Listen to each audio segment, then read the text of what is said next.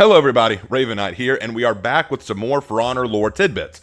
So for those of you who don't know what's going on, I write a lot of legends for Honor. I write a lot of characters in For Honor, and sometimes when I write these characters, I have to embellish the lore a little bit or add to the lore a little bit to make the stories make sense, because For Honor's lore, while awesome in some ways and bad in other ways, honestly, sometimes it doesn't go as in-depth as I would like in certain areas, and to tell my story, sometimes I have to dive that little bit deeper to create a more enriching story. So what I've been doing is I've been doing this series called For Honor Lore Tidbits, where I share a little bit of lore that I've created that does not clash with the existing lore. So we've gone through the knights, and I've given one lore tidbit about each knight character, done the Vikings, done the samurai, now we're going to do the Wu Lin. But I wanted to open up by saying this. This is going to be a much different lore tidbit video, because unlike the other factions, the Wu Lin still have gotten very little in the ways of lore. We know so little about each of the Wu Lin characters. As a matter of fact, they don't even have their own individual trailers, guys. So I can't even play the trailer in the background to say, hey guys, here's this character, and you can see a good long snippet of them. They don't even have real trailers other than Zhanhu, who got a very, very short trailer.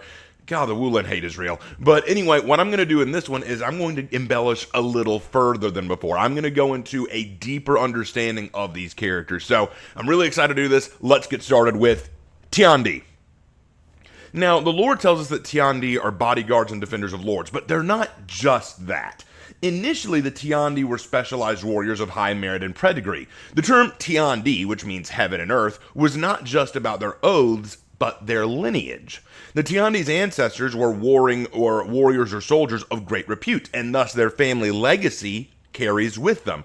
However, as time has gone on and the wars have become more costly, this need for a pedigree has mostly been put to the side. Most Tiandi couldn't necessarily trace their lineage far to find their great ancestors. However, their oaths are given to heaven and earth anyway, and thus they might earn their legacy. I created this lore because the way I see it, when you look at the way the Chinese venerate and honor their ancestors and their family lines, it would make sense that during their heyday, only truly strong ancestral lines could create good Tiandi. But you know what? When wars get serious and lives are being lost daily, at that point it's kind of like, okay, put the pedigrees aside. We just need people on the front line. You don't have a good pedigree? Don't worry. You can start your ancestral line today by being a powerful warrior. So even though the Tiandi started from a place of high prestige, now they have to create their own pedigree. You know what I'm saying?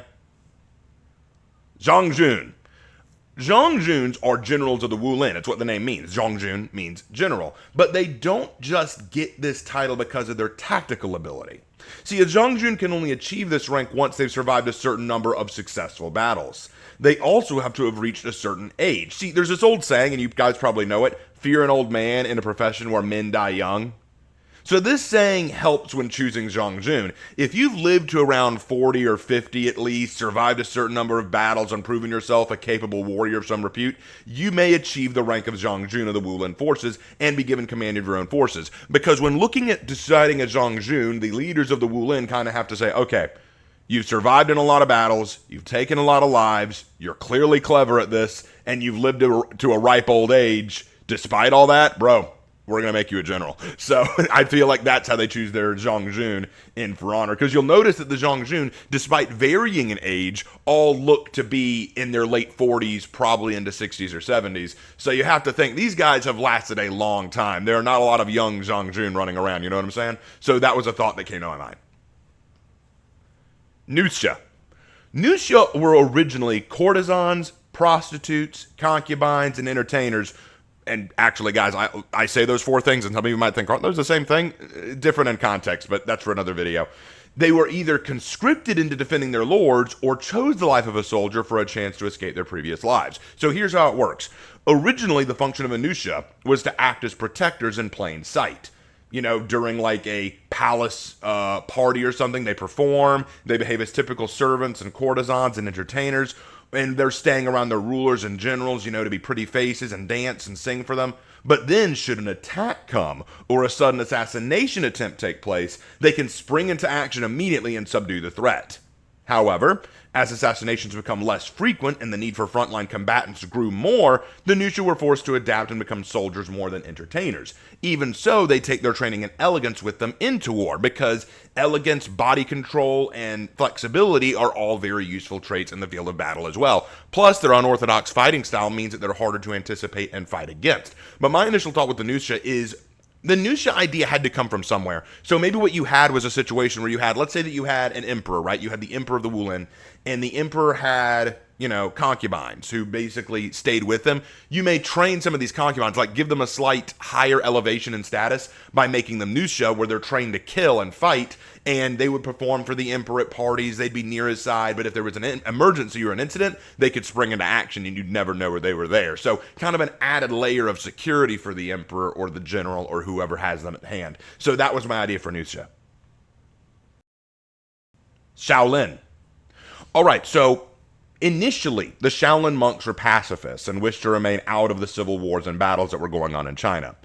The problem was that the leaders of China knew the power of the monks as well as the treasures and weapons they had at their disposal. So to ensure that they never became a threat, they never picked a side, and their weapons could never be used against them, the warlords chose to lay waste to the monk monasteries and stole their treasures, stole their weapons, and took their lives. The monks who managed to escape these purges were filled with rage and vengeance, and so many began to do what many religious leaders do when times get harsh. They start to twist their scriptures, twist their texts of faith. Passivity would not allow them to survive in this new war-torn era. However, here's the catch. Even though they're prepared to lay down their lives and fight instead of give in, the staff is the only weapon a monk could take outside the temple, and most of their temples were looted for their treasures and weapons. So the monks are now restricted to their staves, which suits them fine, as this way they can defeat their opponents, and if they do live, it was the will of Buddha. There was an old saying back during the Crusades, kill them all, let God sort out the sinners. And that's kind of the way the Buddhist Shaolin monks are looking at this now. We're going to fight. We're going to engage in these wars. We're done with this passivity. You took our lives. You took our treasures. You took our temples. You took everything from us. And now you're going to feel our wrath. And if you manage to survive, well, I guess Buddha really liked you, didn't he? It's kind of the way they look at that. And it's not too uncommon because Shaolin monks historically did engage in wars. So it's not like they were completely passive, but they preferred passivity over violence. So that's the way to look at that. I need to do another video on that, but neither here nor there. Zhanhu. The Zhanhu are warriors, scholars, and officials. Originally, they worked directly for the emperor in his palace and served as advisors, administrators, magistrates, and other important roles of state. Because when I look at the Zhanhu's dress, when I look at how they're clothed, most of their clothes look like something you'd see a civil servant or administrator wear.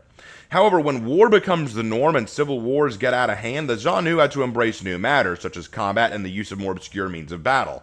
And many were forced to set aside their other pursuits and focuses, and had to focus instead on mastering the blade, mastering alchemy, and mastering battle tactics. What I think would be funny is if you had a lot of these officials who were kind of like, hold on, we want to hold on to our station, the emperor could say, all right, I'll let you stay, but you got to prove you can give something to me that'll help out in the war. If not, I don't have any use for you. So the emperor likely threatened his officials, saying that he would remove their status if they couldn't offer some kind of support for the war effort, which is why Sunda was so prominent and such an important Zhanhu, because he was a chief alchemist and master of the flame. He was invaluable to the Wu Lin, being able to create all new weapons and artillery support and cool new things that could help out the Wu Lin war effort. So all other Zhanhu had to live up to that standard. They had to be like, oh, we don't just act as a magistrate or a civil servant. We can offer this, or we can give this. We can train in this way of the blade. We can be basically a commissar, you know what I'm saying? They had to give something to the war effort or risk losing their status. So it was a way to keep the Zhanhu constantly active instead of just being lazy and basking in their status in the imperial palace like so many civil servants would have done.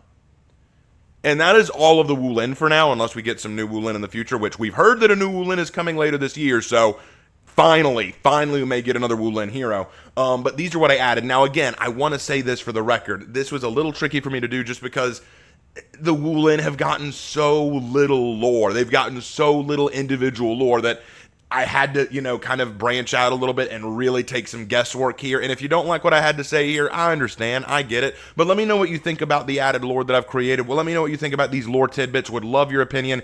And that's all I got time for today. Thank you so much. And I will see you in my next video. Take care.